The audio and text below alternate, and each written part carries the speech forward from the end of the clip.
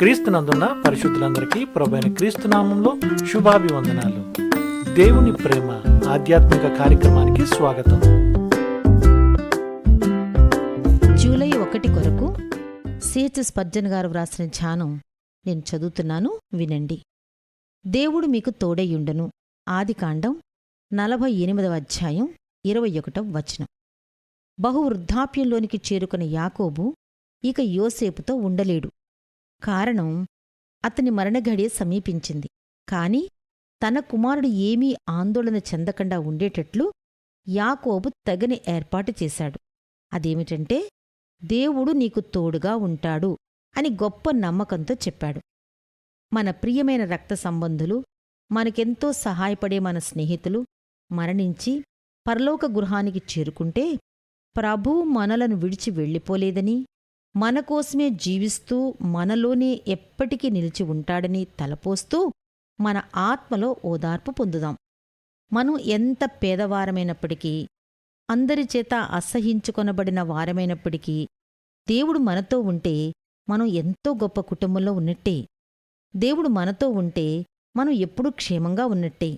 కారణం, ఆయన నీడలో నడుస్తున్న వారికి ఎవరూ హాని తలపెట్టలేరు. ఆహా, దేవుడు మనలను ఎంత సంతోషకరమైన స్థితిలో ఉంచాడిక్కడా. దేవుడు ఇప్పుడు మనతో ఉండటమే కాదు, నిత్యత్వంలో కూడా మనతో ఎప్పుడూ ఉంటాడు.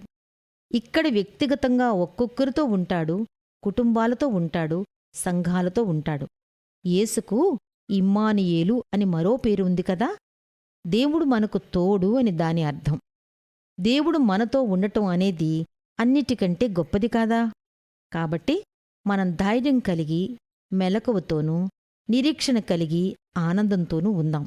మన విశ్వాసం వృద్ధి చెందాలి, సత్యం జయం పొందాలి. ఎందుకంటే దేవునితో ఎవరు ఉంటారో వారితో దేవుడుంటాడు. విశ్వాసపు చెక్బుక్ అనే ఈ పుస్తకాన్ని చదువుతున్న ప్రతి విశ్వాసి దేవుడు నీకు తోడయుండును అనే మధురమైన మాటను బట్టి ఈ రోజంతా ఆనందించాలి. ఇంకెక్కడైనా ఇలాంటి గొప్ప ఆనందం పొందటం అసాధ్యం. దేవుని ప్రేమ ఆధ్యాత్మిక కార్యక్రమాన్ని చివరి వరకు వీక్షించిన శ్రోతలందరికీ మా హృదయపూర్వక వందనాలు. తిరిగి మళ్ళా రేపు ఉదయకాల సమయంలో కలుసుకుందాం. అంతవరకు సెలవు. May God bless you. దేవుడు మిమ్మల్ని అందరినీ దీవించును గాక. ఆమేన్.